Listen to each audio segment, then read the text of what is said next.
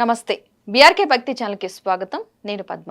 ఈ రోజు మనతో పాటు స్టూడియోలో ఉన్నారు శ్రీచక్ర పీఠం వ్యవస్థాపకులు డాక్టర్ ప్రదీప్ జోషి గురువు గారు. వారిని అడిగి అక్షయ తృతీయ విశిష్టత ఏంటి, అక్షయ తృతీయ రోజున ఎలాంటి నియమాలు పాటించాలి, ఏమేం చేస్తే మంచి ఫలితాలు ఉంటాయి, ఏ ఏ రాశుల వారికి ఏ విధంగా కలిసి వస్తుంది అనే విషయాలు తెలుసుకునే ప్రయత్నం చేద్దాం. నమస్కారం గురుగారు. శ్రీమాత్రే నమః. గురుగారు, అసలు అక్షయ తృతీయ విశిష్టత ఏంటి? శ్రీ గురుభ్యో నమః.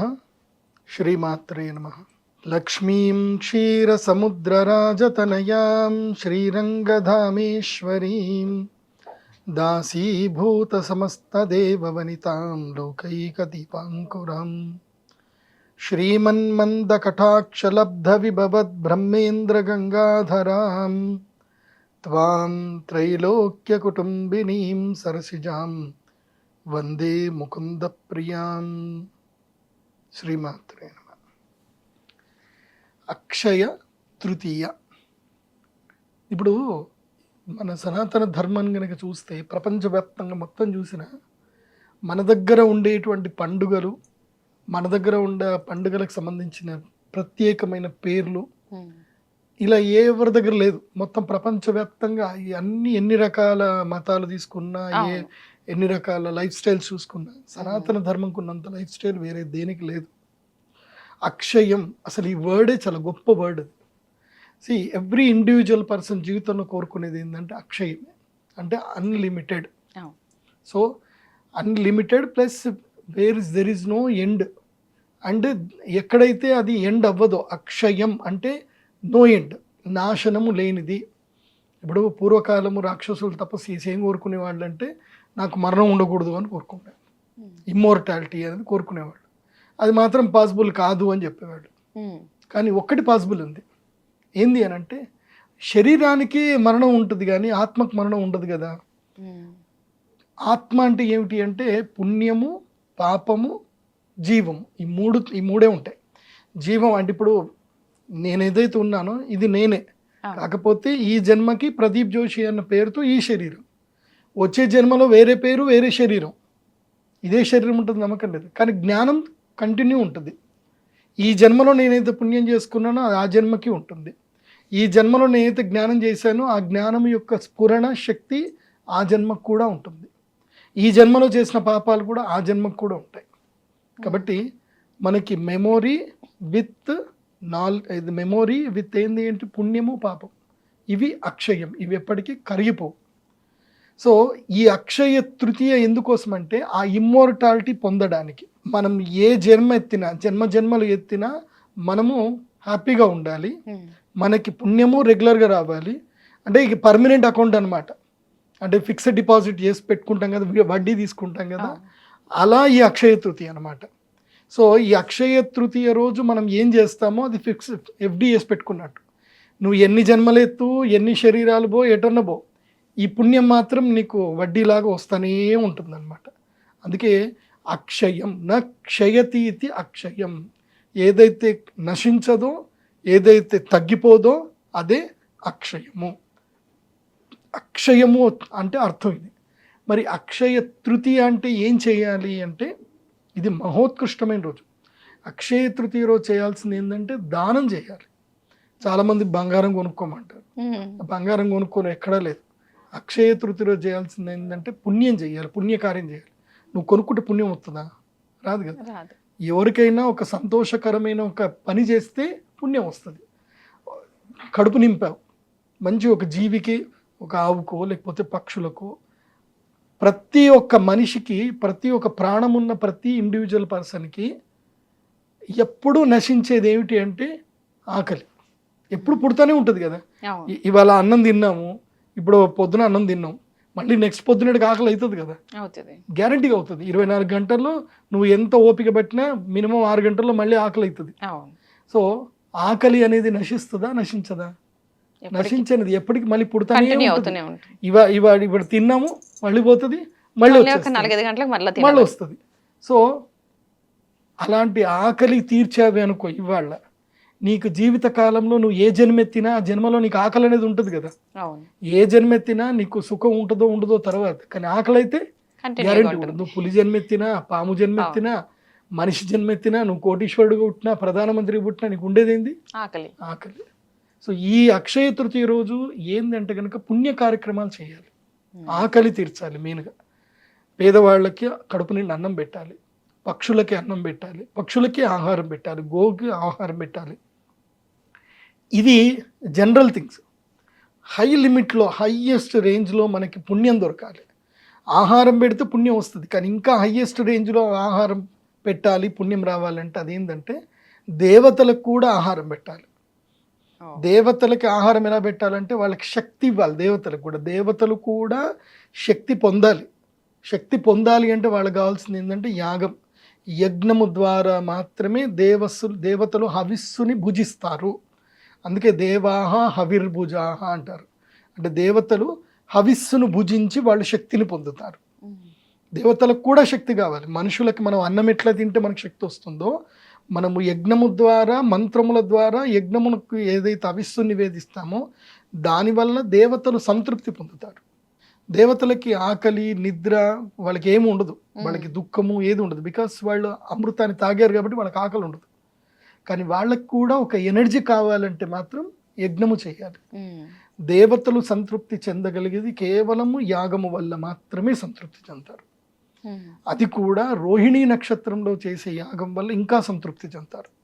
ఎందుకోసమంటే మనకి దేవతలలో విష్ణువుని మనము విగ్రహారాధన చేయొచ్చు. విష్ణు పరమాత్ముడు అంటే వెంకటేశ్వర స్వామి వారికి చక్కగా మనం అభిషేకాలు చేయొచ్చు, ఏమన్నా చేయొచ్చు. ఆయనకి ఎన్ని పూజలు చేసినా ఆయన సంతోషిస్తాడు. ఆయనకి విగ్రహారాధన 100% ఉంది. ఎవరికి? వెంకటేశ్వర స్వామి వారికి, అంటే విష్ణువుకి. శివుడికి విగ్రహారాధన లేదు. శివుడికి ఏంటి? లింగమునకు మాత్రమే పూజ చేయాలి. శివుడికి మనము ఉత్సవాలు చేసినప్పుడు శివయ్యను మనం ఒక విగ్రహంలాగా ఆయన్ని కొలుస్తాం, కానీ అది ఆగమం కాదు. శివయ్య అంటే ఏంటంటే లింగమే.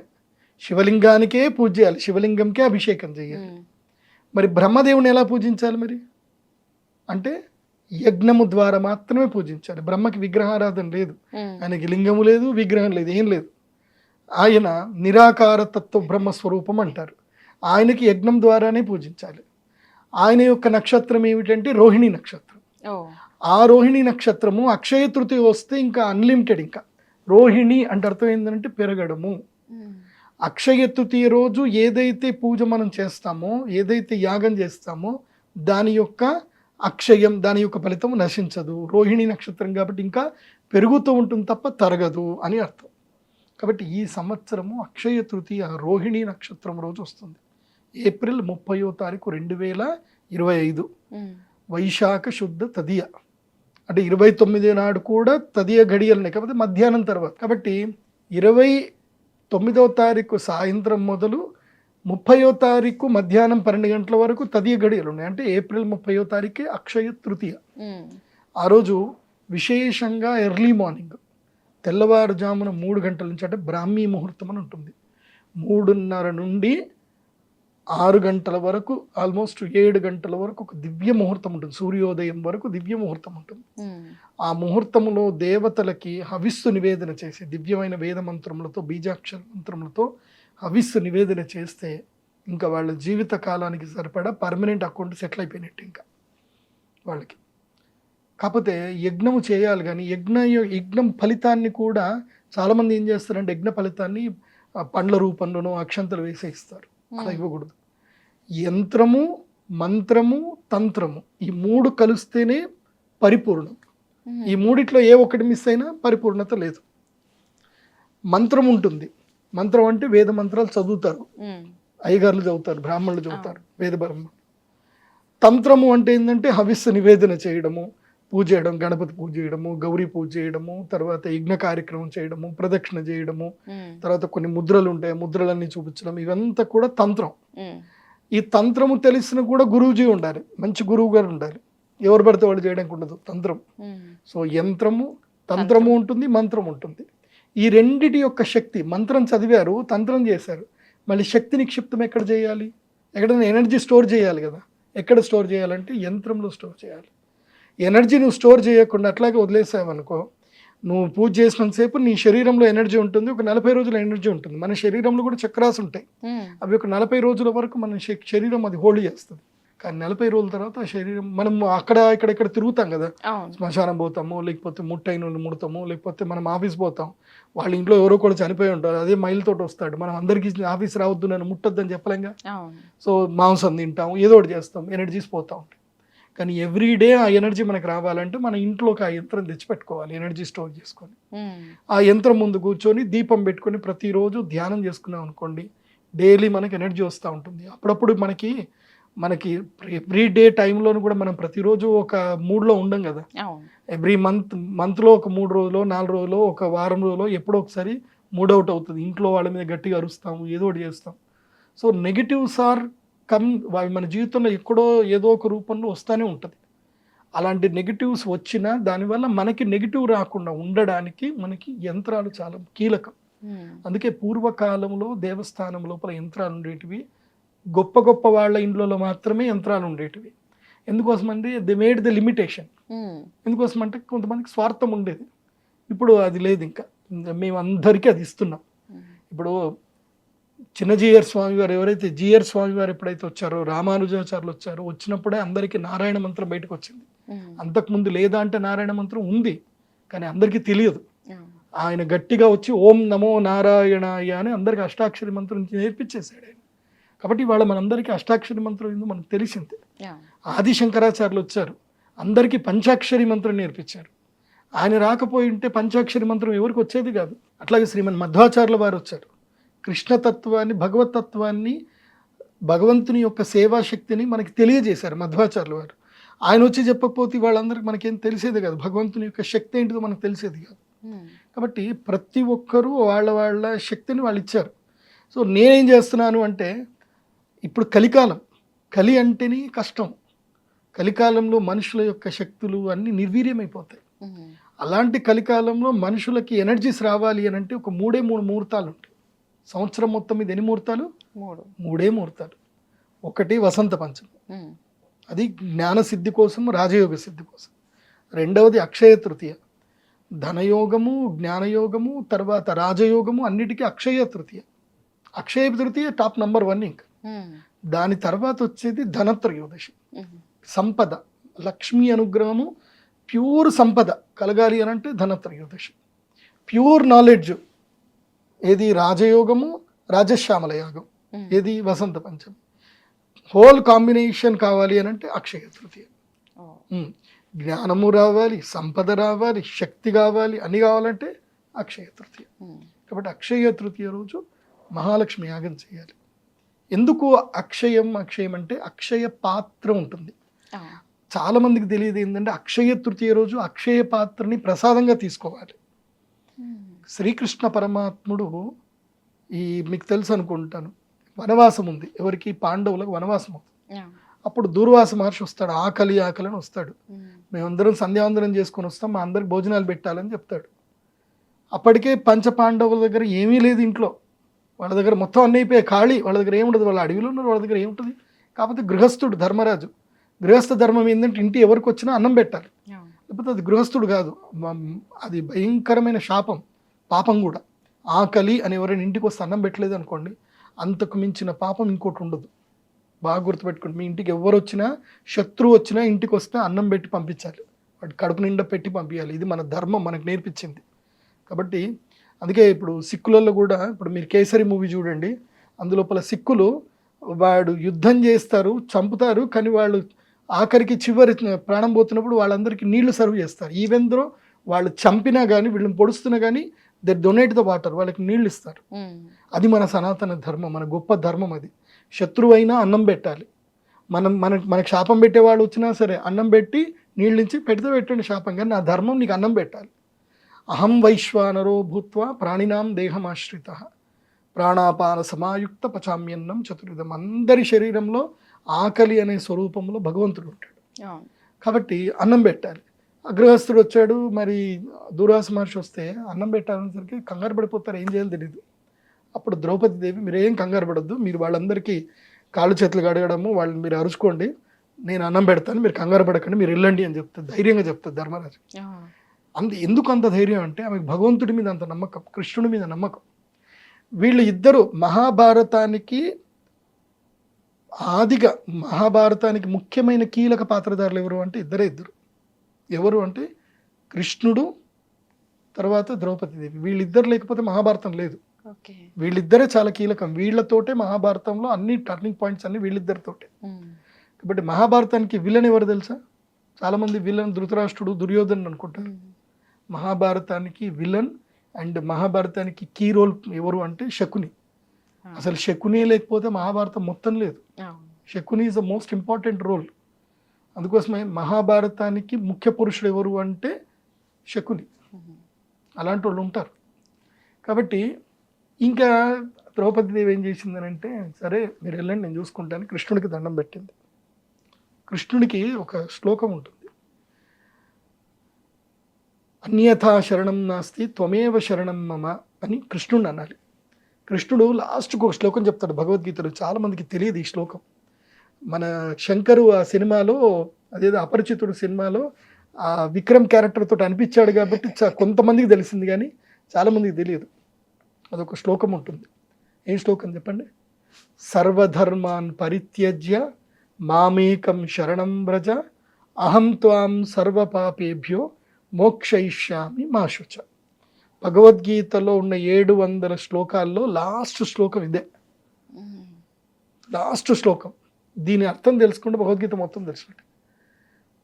కృష్ణుడు ఏమంటాడు అంటే, సర్వధర్మాన్ పరిత్యజ్య, అది ఉంది ఇది ఉంది, వాళ్ళెవరో హెల్ప్ చేస్తారనో వీళ్ళెవరు హెల్ప్ చేస్తారనో, అది బాగుంది ఇది బాగుంది, నాది ఈ ధర్మం ఆ ధర్మం, ఇదేం పట్టించుకోకును, అన్నీ వదిలేసి సర్వధర్మాన్ పరిత్యజ్య, అన్ని ధర్మాలు వదిలేయి, మామేకం శరణం వ్రజ, నన్నే నువ్వు ధర్మంగా భావించి నన్ను శరణు కోరు.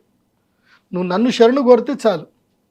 అహం త్వాం సర్వపాపేభ్యో, నీ అన్ని పాపాల నుంచి నేను బయటకు గెంటేస్తా, అన్ని పాపాల నుంచి నేను బయటకు తీసేస్తా, మా శుచ ఇంకా ఏడవకు అని చెప్తాడు. అందుకోసమంటే భీష్ముడు కూడా ధర్మబద్ధంగానే ఉన్నాడు, కానీ ఆయనకు పనికి మాలిన ధర్మంలో ఉన్నాడు. ఆయన ఏది ప్రతిజ్ఞా ధర్మంలో ఉన్నాడు. కురువంశాన్ని నేను కాపాడుతానన్న ధర్మంలో ఉన్నాడు. కురువంశం నువ్వు కాపాడనే ధర్మంలో ఉన్నావు సరే, కానీ స్త్రీని కాపాడే ధర్మం నుంచి నువ్వు బయటపడ్డావు కదా, స్త్రీని కాపాడే ధర్మంలో నువ్వు అక్కడ తడబడ్డావుగా. ద్రోణాచార్యుడు కానీ, కృపాచార్యుడు కానీ, అశ్వత్థామ కానీ, కర్ణుడు కానీ, ధృతరాష్ట్రుడు తప్ప కర్ణుడు కానీ, వీళ్ళందరూ కూడా తమకు మాలిన ధర్మంలో ఉన్నాడు తప్ప కృష్ణుడే అక్కడున్నాడు, కృష్ణుడే ధర్మం అని వాళ్ళు భావించలే. కృష్ణుడు ఏం చేశాడు? కర్ణుణ్ణి ధర్మంగానే ఉన్నాడు, కానీ ధర్మం ఎక్కడ తప్పాడో అక్కడనే కొట్టాడు. ద్రోణాచార్యుని ఎక్కడ తప్పాడో అక్కడనే కొట్టాడు. భీష్ముడు ఎక్కడ తప్పాడో అక్కడనే కొట్టాడు. కృపాచార్యుని కూడా అట్లాగే కొట్టాడు. సో ఆయన ఎవరెవరు ఎక్కడెక్కడ తప్పారో ఎలా చేయాలో అక్కడికే చేశాడు. సో మనం ఇది బాగా గుర్తుపెట్టుకోవాలి. కృష్ణుడే మన ధర్మం, కృష్ణతత్వాన్ని తెలుసుకోవాలి. అలా కృష్ణుని స్మరించింది. కృష్ణుడు ప్రత్యక్షమయ్యాడు. ఏంది, ఎందుకు పిలిచావు, ఏమైంది అని అడిగాడు. నువ్వు డ్రామాలు ఆడకు, నీకు అన్నీ తెలుసు, ఇక్కడ వాళ్ళందరూ వచ్చారు, ఆ అన్నం అడుగుతున్నారు, ఇప్పుడు నేను భోజనాలు పెట్టాను, ఇంట్లో ఏం లేవు అని చెప్పేసి అడిగితే, ఎందుకేం లేవు, అదిగో బియ్యం గింజ ఉంది కదా అని చెప్పేసి అన్నట్టు. ఒక ప్లేట్లో బియ్యం గింజ ఉందట. ఆ ఒక్క బియ్యం గింజతో వాళ్ళందరూ కడుపు నేను ఎట్లా నింపుతాను అంటే, ఎందుకు నింపలేవు, ఇటీవి నాకు ఇవ్వు, నేను నింపుతా అని చెప్పి ఆయన తీసుకొని ఒక బియ్యం గింజ నోట్లో వేసుకున్నాడు. అంతే, వాళ్ళందరికి అక్కడ కడుపు నిండిపోయింది. అందరు కడుపు నిండిపోయి అందరు తెనుపులు తీస్తున్నారు, ఆవురు తెనుపులు తీస్తున్నారు. ఏం మాకు ఫుల్ కడుపు నిండిపోయిందని చెప్పి, భోజనాలు చేద్దాం రండి, ఇంకేం తింటాం, మాకు కడుపు నిండిపోయింది అంటాడు. కృష్ణ పరమాత్ముడు ఒక్క గింజ తింటే సమస్త భూమండలంలో 14 భువనభాండాల్లో ఉండే అందరికీ కడుపు నిండిపోతుంది ఆయన అనుకుంటే ఎంతసేపు. కాబట్టి కృష్ణ పరమాత్ముడు ఆ లీల చూసి ఆమె సంతోషిస్తుంది. సరే ఇప్పటికైతే ఈ సమస్య సాల్వ్ చేసావు, కానీ అది కాదు, కానీ నీ లీలాలు పక్కన పెట్టు, న్యాచురల్ కిందికి రా, ధర్మం కిందికి రా, ప్రకృతి ధర్మం కిందికి రా. నాకు ఇప్పటి నుంచి నేను నా ఇంటికి ఎవరికి వచ్చినా నేను అన్నం లేదు అని చెప్పొద్దు, కాబట్టి నాకు అక్షయ పాత్ర ఇవ్వు అని చెప్పేసి అమ్మ అడుగుతుంది. ఎవరు? ద్రౌపదుడు. ఇదే నీకు అక్షయ పాత్ర, నేను తిన్నాను కదా, నేను ఎంగిల్ చేసిన పాత్రనే, కాబట్టి దీంట్లో చేయబెట్టి నువ్వు ఏదైనా కోరుకో నీకు అయిపోతుంది అని అంటాడు. ఈ అక్షయ తృతీయ రోజు ఈ ఇన్సిడెంట్ జరిగింది. కాబట్టి అది అక్షయ పాత్ర అంటారు దాన్ని. ఈ అక్షయ పాత్ర అంటే కృష్ణుడికి ఎంగిలి చేసిన పాత్ర అక్షయ పాత్ర. ఆ అక్షయ పాత్ర ఉన్న తర్వాత ఇంకా ద్రౌపది దేవికి ఏ రోజు కూడా నో అని చెప్పే పరిస్థితి రాలేదు ఆవిడకి. అట్లాగే మనము కూడా మనందరం ఇండ్లలో ఉంటాం కదా, మనకు కూడా నో అని చెప్పే పరిస్థితి మనకు రావద్దు. ఆ రావద్దు అని అంటే మన ఇంటికి కూడా అక్షయ పాత్ర కావాలి. అక్షయ పాత్ర కావాలి అని అంటే కలవు చండీ వినాయక, కలికాలంలో చండీ అమ్మవారు ప్రధానంగా కాబట్టి అమ్మవారికి అభిషేకం చేసాం, అమ్మవారికి ఒక కలశంతో మేము అభిషేకం చేస్తాం, అదేమవుతుంది, అక్షయ పాత్ర అవుతుంది. అమ్మవారికి నివేదన చేశాం కదా, కాబట్టి అదే అక్షయ పాత్ర. ఆ అక్షయ పాత్ర మీ ఇంట్లో తెచ్చుకోవాలి. ఇవాళ ఈ అక్షయ తృతీయకి మీకు ప్రసాదంగా తెచ్చుకోవాలి, గుడి నుంచి ప్రసాదంగా తెచ్చుకోవాలి. తెచ్చుకొని ఈ అక్షయ పాత్రను ఇంట్లో పెట్టుకొని సంకల్పం చేసుకోవాలి. ఇంట్లో ఈ అక్షయ పాత్ర ఉంది అంటే ఇంకా అసలు ఇంకా కరువు అనేది రాదు. ఇంకా ఆ అక్షయ పాత్రలో బియ్యం వేసి పెట్టుకున్నారా, ఇంకా ఇంట్లో అన్నం ఎప్పుడూ ఉంటుంది. సో ఏదైనా సంకల్పం చేసుకోవాలి, అక్షయ పాత్ర నీళ్లు పెట్టి పైన కొబ్బరికాయ పెట్టేసి నేను ఇల్లు కట్టుకోవాలని సంకల్పం చేయండి, ఇల్లు అయిపోతుంది. మీ కూతురు పెళ్లి చేయాలి, అదే అక్షయ పాత్ర దగ్గరనే నీళ్లు పెట్టి కొబ్బరికాయ పెట్టి చేయబెట్టి నా కూతురు పెళ్లి చేయాలి అని చెప్పి మీరు కోరుకోండి, కోరికలు నెరవేరుతాయి. అక్షయ పాత్ర మీ ఇంటికి రావాలి. మేమేం చేస్తాము అంటే ఈ అక్షయ తృతీయ రోజున 1008 అక్షయ పాత్రలు సిద్ధం చేస్తాం. 1008 అంటే మొత్తం కలిపిస్తే సంఖ్య 9. అల్టిమేట్ సంఖ్య ఎప్పుడు 9. కాబట్టి 1008 అక్షయ పాత్రలు పెట్టి లలితా సహస్రనామంలో ఒక్కొక్క పేరు, అమ్మవారి పేర్లు ఉంటాయి కదా, శ్రీమాత, శ్రీ మహారాజ్ఞి, శ్రీమత్ సింహాసనేశ్వరి, చిదగ్నికుండ సంభూత, దేవకార్య సముద్యత, అలా అమ్మవారి ఒక్కొక్క నామము ఒక్కొక్క కలశం మీద రాసి పెడతాం. అలా 1000 కలశాలకు 1000 నామాలు ఉంటాయి. మీకు ఏ కలశం వచ్చిందో ఆ నామంతో అమ్మవారు మీ ఇంటికి వచ్చినట్లు లెక్క. అంటే మీ ఇంట్లో అక్షయ పాత్ర ఉంది. ఇప్పుడు చెప్పండి, అక్షయ పాత్ర ప్రతి ఒక్కరి ఇంట్లో ఉండాలా ఉండకూడదా? ఉండాలి. అక్షయ పాత్ర అంటే అక్షయ కలశం. ఆ అక్షయ కలశము ప్రతి ఒక్కరి ఇంట్లో పూర్ణ కలశం ఉండాలి. ఆ సంకల్పంతో ఈ అక్షయ తృతీయ రోజున మా శ్రీచక్రపీఠంలో మేమేం చేస్తున్నామంటే పూర్ణ కలశాలతోటి సహస్ర కుంభాభిషేకం చేస్తున్నాం. అట్లాగే తెల్లవారుజామున 30వ తారీఖు తెల్లవారుజామున ఇందాక చెప్పాను కదా, దేవతలని సంతృప్తి పరచాలంటే అవిస్సు చేస్తాం, యాగం చేస్తున్నాం. అప్పుడు అందరికీ యంత్రం ఇస్తాం. సో అక్షయ తృతీయ రోజు ప్రతి ఒక్కరు చేయవలసింది ఏంటంటే యాగం చేయాలి. అయితే అందులో స్పెసిఫిక్గా ఏంటంటే ఈ సంవత్సరం విశ్వావసనామ సంవత్సరం కదా, ఈ సంవత్సరం కూడా కొంతమందికి అదృష్ట యోగం ఉంది. ఒక 7 రాశులు ఉన్నాయి. ఆ 7 రాశుల వాళ్ళకి ఈ సంవత్సరం అదృష్ట యోగం ఉంది. కాబట్టి 7 రాశుల వారు ఎక్కడున్నా సరే ఈ అక్షయ తృతీయ రోజు మాత్రం మిస్ చేయొద్దు, యాగం చేయాలి. ఆ రోజు తెల్లవారుజామున 3 గంటల నుంచి మధ్యాహ్నం 12 గంటల వరకు అమ్మవారి సన్నిధానంలో ఉండి యాగం చేసుకుంటే ఇంకా వాళ్ళ జీవితం, మీరు నమ్మండి నమ్మకపోండి, ఒక విశ్వాసంతో రావాలి, అమ్మవారికి దండం పెట్టుకోవాలి, యాగం చేయాలి. జీవితంలో ఇట్లా మార్పులు వచ్చేస్తాయి. 100% అమ్మ అనుగ్రహం ఉంటుంది. మీరు నమ్మాలి, పూర్తిగా నమ్మి విశ్వాసంతో రావాలి.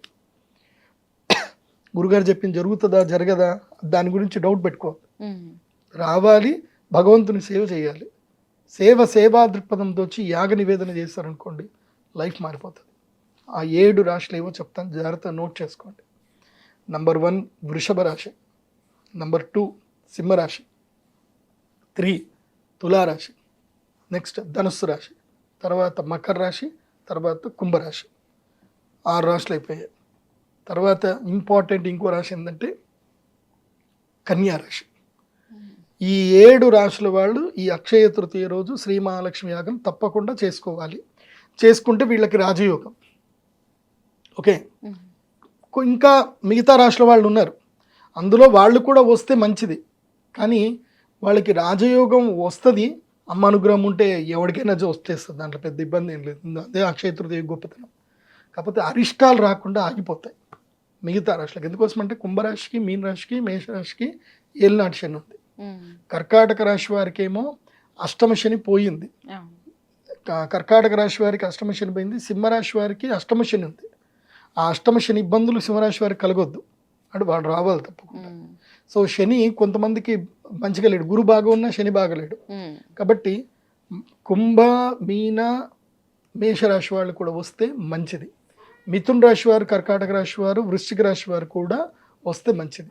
కాబట్టి వీళ్ళందరూ కూడా కలిసి యాగం చేసుకోండి. అక్షయ తృతీయ రోజు రండి, మీకు జన్మధన్యం అవుతుంది.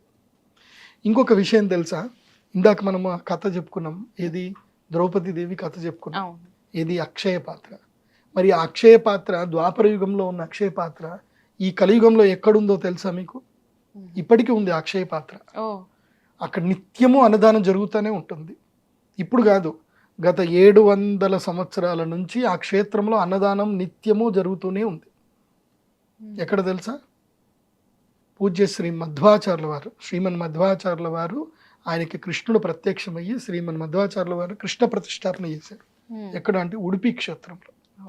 ఆ ఉడిపి క్షేత్రంలో సాక్షాత్తు శ్రీకృష్ణ పరమాత్ముడే మధ్వాచార్యుల వారి చేతికి అక్షయ పాత్ర ఇచ్చారు. అక్కడ అక్షయ పాత్ర ఇచ్చి శ్రీమన్ మధ్వాచార్యుల వారు ఇక్కడ అనునిత్యము అన్నదానం జరగాలి అని చెప్పి అష్టమఠముల యొక్క ప్రతిష్టాపన చేశారు. అష్టమఠ ప్రతిష్టాపన చేసి అక్కడ శ్రీమన్ మధ్వాచార్యుల వారు కృష్ణ ప్రతిష్టాపన చేసి అక్కడ వరుణుణ్ణి కూడా ఆదేశించడం జరిగింది. వరుణుని ఏం ఆదేశించారంటే ఈ ప్రాంతంలో కరువు రావద్దు, ఇది మంగళూరు ఉడిపి ఆ క్షేత్రంలో కరువు అనేది రాకూడదు, ఇక్కడ ఎప్పుడు నీళ్లు దొరకాలి, ఇక్కడ ఎప్పుడు అన్నదానం జరగాలి ఆయనే అని శ్రీమన్ మధ్వాచార్యుల వారు సాక్షాత్తు ఆయన భావి బ్రహ్మ హనుమద్ భీమ మధ్వ స్వరూపాలు, అంటే హనుమంతుల వారు, భీముల వారు, మధ్వాచార్యుల వారు ముగ్గురు ఒకళ్ళే, వాయుదేవుళ్ళు అంటారు. ఆ వాయుదేవుల వారు అక్కడ ప్రతిష్టాపన చేశారు. అందుకే ఉడిపి హిస్టరీలో చూస్తే సైక్లోన్స్ లేవు, అక్కడ తుఫాన్ లేదు, కరువు లేదు, ఏమీ లేదు. 700 సంవత్సరాలు ఉడిపి హిస్టరీ చూస్తే కరువు అనేది లేదు. అక్కడ అన్నదానంకి నో అనేది ఉండదు. ఒక్క ఏకాదశి తప్ప ఏ రోజు ప్రతిరోజు అన్నదానం జరుగుతుంది అక్కడ. అక్కడ అన్నానికి కరువు ఉండదు. కాబట్టి అంత గొప్ప క్షేత్రం. అందుకే అక్షయ పాత్ర అక్కడ ఉంటుంది. మీ జీవితంలో మీకు ఎంత పెద్ద కష్టమైనా ఉండని 1,00,000 రూపాయలు మీరు అక్కడ ఉడిపి క్షేత్రంలో వెళ్ళి ఆ మధ్వపీఠంలో ఉడిపి కృష్ణ మఠానికి వెళ్ళి డొనేషన్ చేశారనుకోండి, నీ జీవిత కాలానికి నీ కరువు రాదు ఇంకా. ఎందుకోసం అంటే నీ పేరు మీద రోజు అక్కడ అన్నదానం జరుగుతూనే ఉంటుంది ఇంకా. సో ఇంకా అక్షయం అంటే నీకు ఏదైతే చేస్తారో అక్కడ అక్షయం అనమాట. అందుకే అక్షయ పాత్ర ఉన్నటువంటి పీఠం ఏమిటంటే ఉడిపి శ్రీకృష్ణ మఠం. అక్కడ ఇప్పటికీ అన్నదానం జరుగుతూనే ఉంటుంది. అందుకే నేను మీ అందరికీ చెప్పేది ఏంటంటే మీ జీవిత కాలములో తప్పకుండా దర్శించవలసిన క్షేత్రం ఉడిపి క్షేత్రం. జీవిత కాలములో తప్పకుండా డొనేషన్ చేయవలసిన క్షేత్రం కూడా ఉడిపి పుణ్యక్షేత్రమే. ఎందుకోసమంటే ఎన్ని జన్మలు మారినా ఏ జన్మ ఎత్తినా మానవ జన్మకి ఎప్పుడూ అవసరపడేది ఏంటంటే ఆకలి. ఏ జన్మైనా ఎత్తు నువ్వు, నీకు ఎప్పుడు ఉండేది ఏంది? ప్రతి జన్మలో నీతో పాటు వచ్చేది ఏంది? ఆకలి. సో ఏ జన్మలో అయినా నీకు అన్నం దొరకాలి అని అంటే ఈ జన్మలో నువ్వు అన్నదానం చేయాలి. అలా అన్నదానం చేసే నువ్వు అన్నదానం చేయకపోయినా అన్నదానం చేసే క్షేత్రంలో అయినా సరే నీ కర్మఫలాన్ని ధన రూపంలో వెళ్ళి అక్కడ నువ్వు వెచ్చించాలి. వెచ్చిస్తే అయిపోతుంది, చూడండి జీవితం మారుతుంది. అయితే చాలా మందికి ఏంటంటే ఒక సందేహం వస్తుంది, ఈ అక్షయ తృతీయ రోజు మేము యాగం చేసుకోలేము, మా దగ్గర డబ్బులు లేవు. ఉంటాయి, తాగడానికి డబ్బులు ఉంటాయి, తిరగడానికి డబ్బులు ఉంటాయి, కానీ యాగం చేసుకోవడానికి డబ్బులు రావు, పోతాయేమో అని ఫీలింగ్ వస్తుంది. అలా ఫీలింగ్ వచ్చేటోళ్ళు కూడా చెప్తారు. ఎందుకోసం అంటే కొంతమందికి భావదారిద్ర్యం అనేది ఒకటి ఉంటుంది. ఏంటి భావదారిద్ర్యం అంటే వాడి దగ్గర ఎంత డబ్బులు ఉన్నా ఏమొస్తుందిలే అన్న ఆలోచన ఉంటుంది. నేను వాళ్ళకు కూడా చెప్తున్నా, ఇలాంటి మంచి రోజు ఏం చేయండి అంటే వెళ్ళి దేవాలయ సేవలు చేయండి. మీ దగ్గర డబ్బులు లేవు అనుకుంటే ఏదైనా ఒక గుడికి వెళ్ళండి, గుడిలో వెళ్ళి గుడిలో మొత్తం బూజు దూల్పండి, గుడి మొత్తం కడగండి, గుడిలో స్వామివారి పాత్రలన్నీ క్లీన్ చేయండి, అమ్మవారి దేవస్థానం ఉండే పాత్రలు ఇవన్నీ క్లీన్ చేయండి. చేసి అలా సేవ చేయండి. వీలైతే ఏదైనా దేవస్థానంకి వెళ్ళి పులిహోరను ఏదో చేసి అందరికీ అన్నదానం చేయండి అక్షయ తృతీయ రోజు. అక్షయ తృతీయ రోజు చేయవలసింది అన్నదానం. లేదంటే అక్షయ తృతీయ రోజు విద్యాదానం చేయండి. ఏదైనా స్కూల్కి వెళ్ళండి. ఇప్పుడు కొంతమంది నమ్మరు, దేవుణ్ణి నేను నమ్మను అంటారు. నువ్వు దేవుణ్ణి నమ్మకపోతే సంతోషమే, నువ్వు విద్యనైతే నమ్ముతావు కదా. కాబట్టి విద్యాలయానికి వెళ్ళు, పేద పిల్లలందరికీ కూడా పుస్తకాలు డొనేషన్ చేయండి. పేద పిల్లలకి అన్నం పెట్టండి, ఒక టెంపుల్కి వెళ్ళి అక్కడ అందరికి అన్నం పెట్టండి. లేదంటే ఇప్పుడు ఎండాకాలం వస్తుంది, చాలా మంది స్కూల్కి పిల్లలు చెప్పులు లేకుండా, షూస్ చెప్పులు లేకుండా బేర్ ఫుట్ తోటి నడుచుకుంటూ వెళ్ళే పిల్లలను చాలా మందిని చూశాను నేను. అలాంటి గుడికి వెళ్ళి చెప్పులు డొనేషన్ చేయండి. మీరు దేవుణ్ణి నమ్మరు, ధర్మం నమ్మరు అంటే ఇదైనా నమ్మండి కదా. ఎండలో నువ్వు బేర్ ఫుట్ తోటి వెళ్తే నీ కాళ్ళు కాలుతాయి కదా. సో ఆ పిల్లాడికి కాళ్ళు కాలుతాయి కాబట్టి ఆ పిల్లలకి చెప్పులు డొనేషన్ చేయండి.